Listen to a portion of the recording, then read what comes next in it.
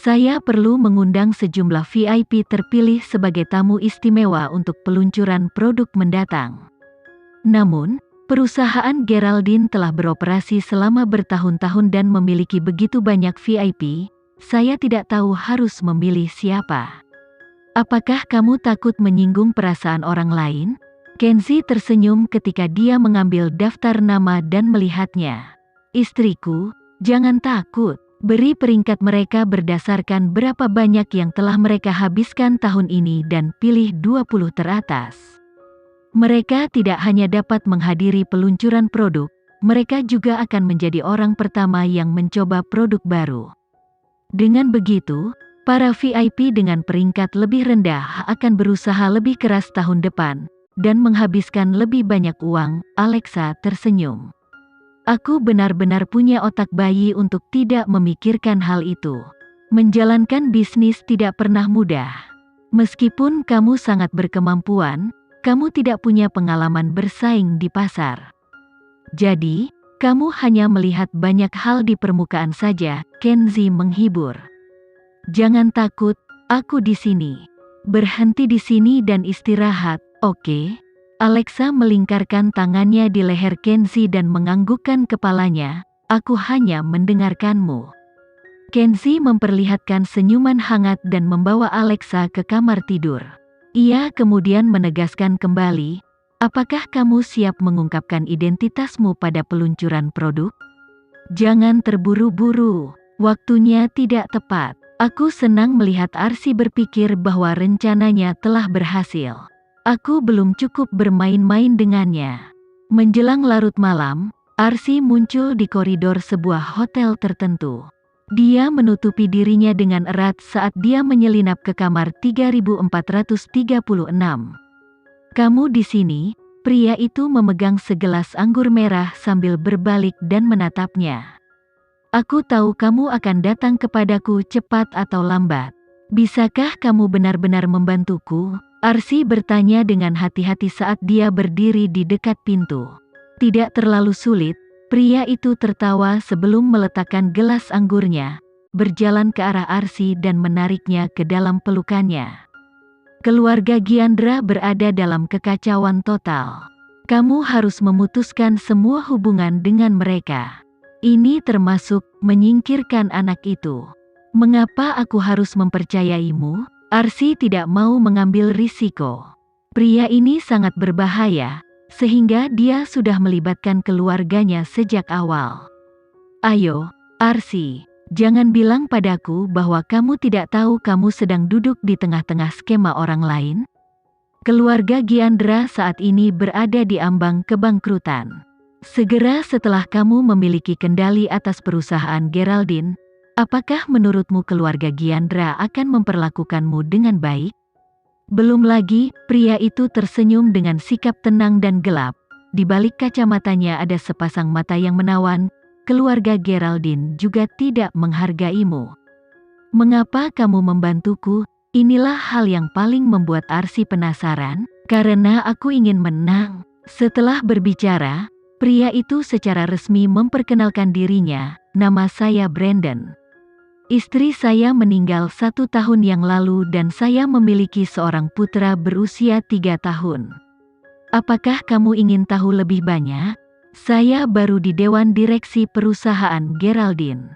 Arsy tidak tahu kenapa, dia takut pada pria ini namun tetap tertarik dengan kehadirannya yang berbahaya. Dia tampak sangat sulit ditebak. Pada saat yang sama, dia juga tahu bahwa Alexa telah mencapai posisinya sekarang karena dia mendapat dukungan dari Kenzi. Bersama pria yang cakap, bukankah itu lebih baik daripada memiliki yang lainnya? Dengarkan aku.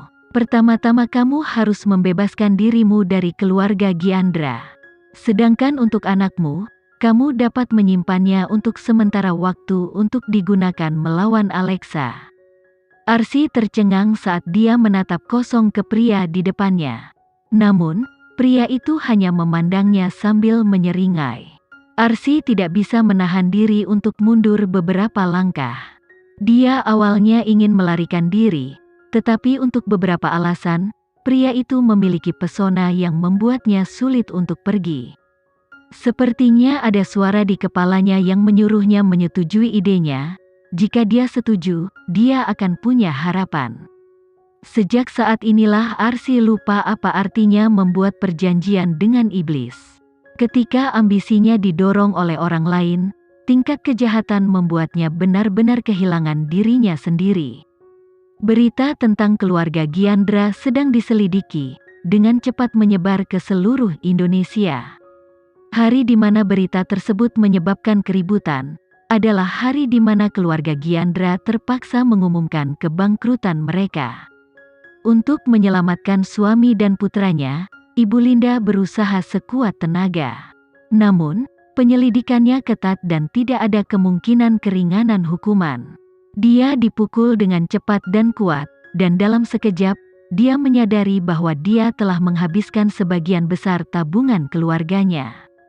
Pada akhirnya, pikirannya secara alami melayang ke perusahaan Geraldine, jadi dia segera pergi mencari Arsy.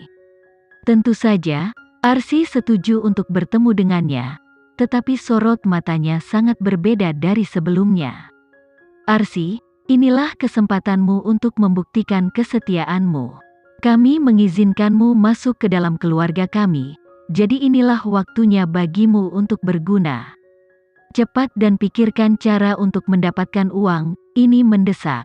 Arsy menyilangkan tangannya dan tertawa, bukannya aku tidak ingin membantumu, tapi aku benar-benar tidak punya sarana untuk itu. Ibu melihatnya sendiri, aku belum menerima apapun dari keluarga Geraldine. Kamu masih memiliki bagian perusahaan Geraldine? Bu, apa yang ingin kamu katakan? Bukankah kita adalah keluarga? Ibu Linda mencoba memainkan kartu keluarga. Dulu ketika semua orang meninggalkanmu, keluarga Gyandra memelukmu. Bagaimana kamu bisa begitu tidak berterima kasih? Keluarga Gyandra tidak meninggalkanku karena mereka takut orang akan mengatakan mereka tidak berperasaan. Aku yakin kamu tahu berapa banyak simpanan yang dimiliki putramu di luar, cibir Arsy. Mari kita berhenti berpura-pura. Di saat seperti ini, mari kita jujur satu sama lain. Setelah berbicara, Arsy mengeluarkan setumpuk foto dan menyerahkannya kepada Ibu Linda. Apa maksud kamu? Sederhana saja. Suruh putramu menandatangani surat cerai kita dan kita bisa berpisah. Kalau tidak, aku yakin kamu bisa membayangkan apa yang akan terjadi jika aku mengungkapkan bahwa putramu selingkuh saat aku hamil, Arsy berkata dengan dingin. Dia sudah lama ingin berbicara dengan Ibu Linda seperti ini, dan melemparkan foto-foto itu ke wajahnya. Dan sekarang, dia akhirnya melakukannya.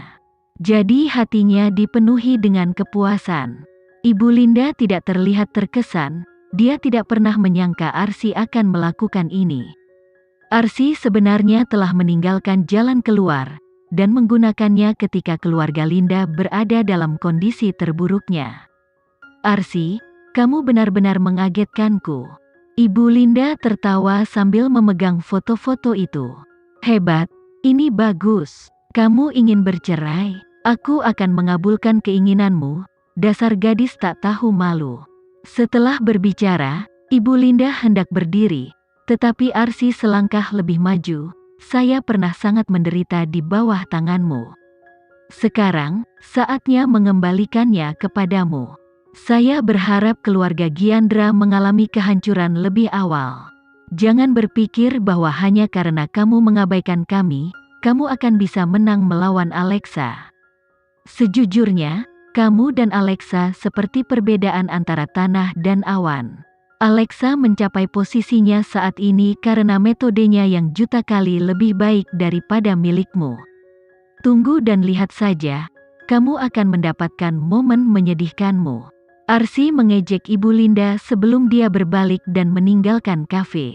Dia kemudian menaiki mobil yang disiapkan oleh Brandon. Tentu saja, Ibu Linda tidak tahan dengan penghinaan itu. Dia sudah hidup begitu lama, namun dia akhirnya dihina oleh seseorang semurah Arsy. Namun, dia tetap bertekad untuk menyelamatkan suami dan putranya.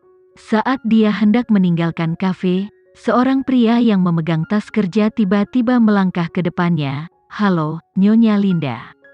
Sepertinya aku tidak mengenalmu, tetapi saya mengenalmu dan saya dapat membantumu," kata pemuda itu sambil tersenyum sambil duduk.